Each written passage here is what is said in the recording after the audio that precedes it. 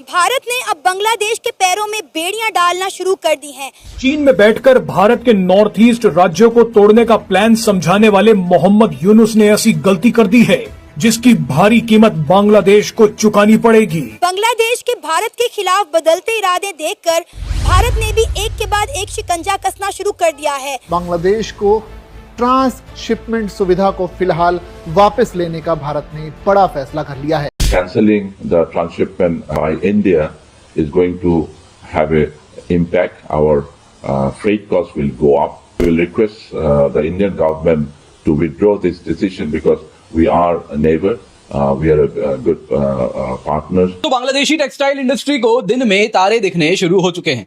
वो कह रहे हैं कि भारत कृपया करके जो उसने ट्रांसशिपमेंट पर बैन लगाया है वो वापस हटा ले। इतना ही नहीं, हम तो आपके अच्छे नेबर हैं, आप ऐसा हमारे साथ ना करें। जिसकी वजह से बांग्लादेश को सालाना 17,000 करोड़ का नुकसान होगा और लाखों लोग बेरोजगार हो जाएंगे। नेपाल के साथ जो बांग्लादेश की इंपोर्ट एक्सपोर्ट है वो भी आप वहाँ पे ट्रांसशिपमेंट नहीं कर सकते।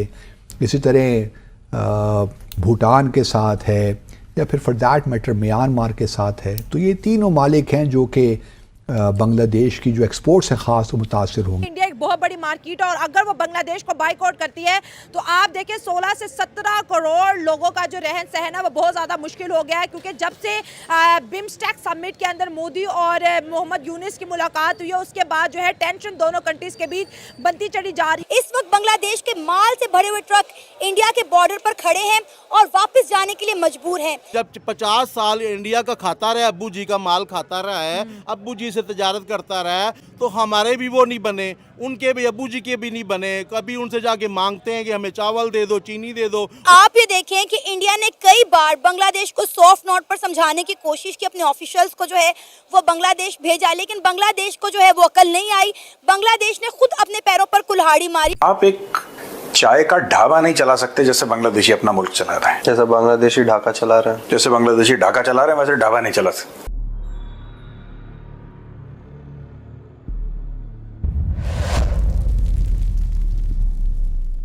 हेलो फ्रेंड्स, जय हिंद। क्रिकसेल हिंदुस्तान में आपका स्वागत है दोस्तों। जैसा कि दोस्तों आपने क्लिप में देखा कि बांग्लादेश इस समय भारत के आगे गिड़गिड़ा रहा है कि वह ट्रेड रूट को फिर से खोल दे। दरअसल भारत ने पिछले दिनों बांग्लादेश की ट्रांसशिपमेंट सुविधा को बंद करने का फैसला लिया था। अब बांग्लादेश का मंत्री भारत के आगे विनती कर रहा है कि वह ट्रांसशिपमेंट सुविधा को फिर से चालू कर दे। अगर ट्रांसशिपमेंट सुविधा नहीं बहाल हुई तो बांग्लादेश को व्यापार में घाटा होने वाला है। दूसरी तरफ बांग्लादेश की पूर्व पीएम शेख हसीना ने मोहम्मद यूनुस की अंतरिम सरकार पर फिर निशाना साधा है। शेख हसीना ने मोहम्मद यूनुस को स्वार्थी और आत्मकेंद्रित शख्स बताया। शेख हसीना ने कहा कि मोहम्मद यूनुस ने सत्ता की भूख में विदेशी ताकतों के साथ मिलकर बांग्लादेश को तबाह बर्बाद करने की साजिश रची है। 8 मिनट के अपने ऑनलाइन संबोधन में हसीना ने अबू सईद की हत्या पर भी संदेह जताया। शेख हसीना ने अपने संबोधन में कहा कि बांग्लादेशी स्वतंत्रता आंदोलन के सभी चिन्ह मिटाए जा रहे हैं, स्वतंत्रता सेनानियों का अपमान किया जा रहा है। अब पाकिस्तानी मीडिया चर्चा कर रहा है कि देखो, यूनुस ने अपने पैर पर कुल्हाड़ी मार ली है भारत से पंगा लेकर। तो चलिए पाक मीडिया का रिएक्शन देखते हैं। अगर चैनल पर नए हैं तो प्लीज चैनल को सब्सक्राइब कर ले, वीडियो को लाइक शेयर कर दे और कमेंट सेक्शन में अपनी राय जरूर लिखे। इंडिया एक बहुत बड़ी मार्केट है और अगर वो बांग्लादेश को बाइकआउट करती है तो आप देखें 16 से 17 करोड़ लोगों का जो रहन सहन है वो बहुत ज़्यादा मुश्किल हो गया है, क्योंकि जब से बिम्स्टेक समिट के अंदर मोदी और मोहम्मद यूनुस की मुलाकात हुई है उसके बाद जो है टेंशन दोनों कंट्रीज के बीच बनती चली जा रही है। और साथ साथ मोहम्मद यूनुस की डिग्री को भी इंडिया ने टाइट करना शुरू कर दिया, क्योंकि जिसका कोई पॉलिटिकल बैकग्राउंड नहीं है वो मुल्क नहीं चला सकता। अवाम की तरफ बढ़ते हैं और जानते हैं उनकी जबरदस्ती क्या तकलीफ है। बांग्लादेश जाने, इंडिया जाने, इंडिया उसका साथ क्या करता है जो मर्जी करे, हम तो किसी की मदद नहीं कर सकते, ना ही हमें करनी चाहिए। लिहाजा पाकिस्तान को अपना सोचना चाहिए। अभी आप ऑफ कैमरा मुझे एक बात बता रहे थे, जरा बताएं मेरी ऑडियंस को। आप कहते थे कि मैं अपील करने वाला हूँ आज वीजे के लिए, वो स्टोरी जरा सुनाए ना। मैं ऑफ कैमरा भी कह रहा हूँ, ऑन कैमरा भी कहता हूँ कि मैं यकीन करें कि मुझे बहुत से लोग कहते हैं आप इंडिया के बारे में इतना अच्छा बोलते हो, आप इंडिया को जितना प्रेफर करते हो पाकिस्तान के लिए नहीं करते हो, क्यों इंडिया के साथ अच्छे करते हो। तो मैंने कहा अगर इंसान ने किसी से साथ तल्लुकात बनाने होते हैं, कहीं जाना होता है, तो उसके लिए पहले अच्छा पैगाम देना चाहता हूँ। अगर मैं भी बुराइयाँ मैं भी सब जैसा हो जाऊँगा, फिर एक जैसे हो जाएंगे। अगर मैं वो कहेंगे ये तो हमारी बुराइयाँ भी करता है, आपने किसी के साथ तल्लुक बनाने हो, आपने किसी अदारे में जाना हो, तो आपको चाहिए कि उसके अदारे की तारीफें करें। आप फिर तभी जाएंगे। और बड़े स्मार्ट है वैसे आप हैं।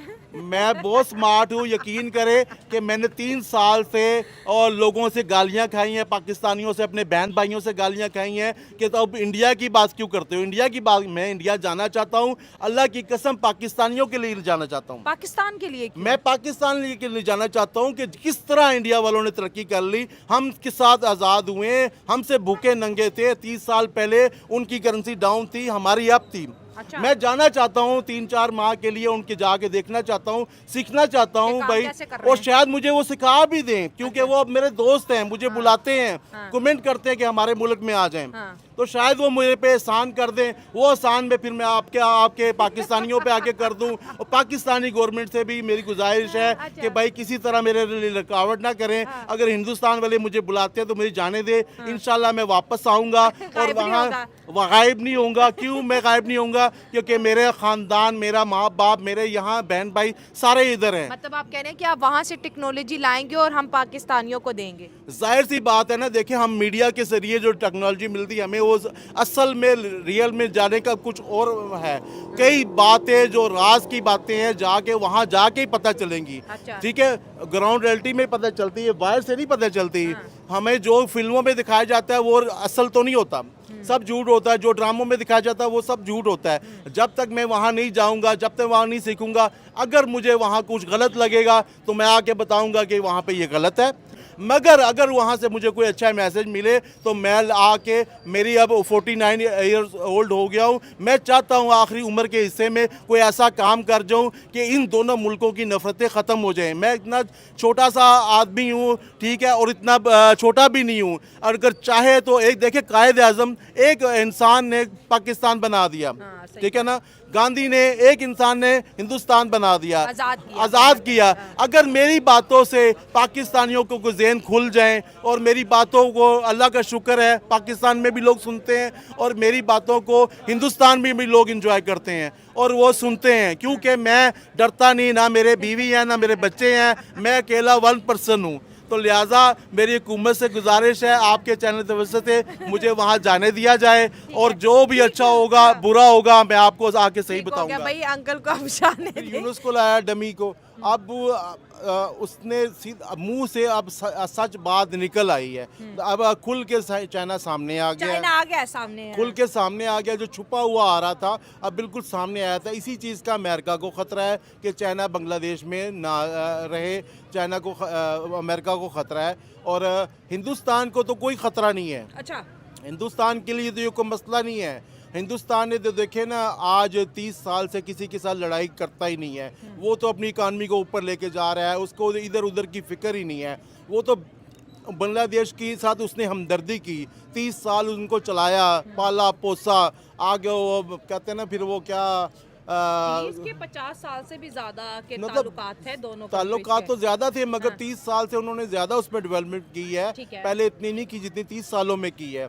मगर वो क्या कहते हैं कि उन्होंने कोई पास ना रखा, कहते हैं ना कि जिस थाली में खाया उसी में पेशाब कर दिया, छेद कर दिया, पेशाब कर दिया, एक ही बात है, ठीक है। तो अब कौन सी थाली में बांग्लादेश जाएंगे, कहाँ से थाली लेंगे, किसकी थाली? पाकिस्तान की थाली में तो कुछ नहीं है। पाकिस्तान ने तो, लेकिन एक अंकल यहाँ पे एक सोचने की बात है, जैसे आज अजीत डोवाल कह रहे हैं गेट आउट बांग्लादेश। S-400 पहले टर्की ड्रोन बांग्लादेश ने इंस्टॉल किए थे बॉर्डर पर, आज इंडिया S-400 डिप्लॉय करने की बात कर रहा है या डिप्लॉय कर भी दिया। कुछ मिली जुली खबरें आ रही हैं।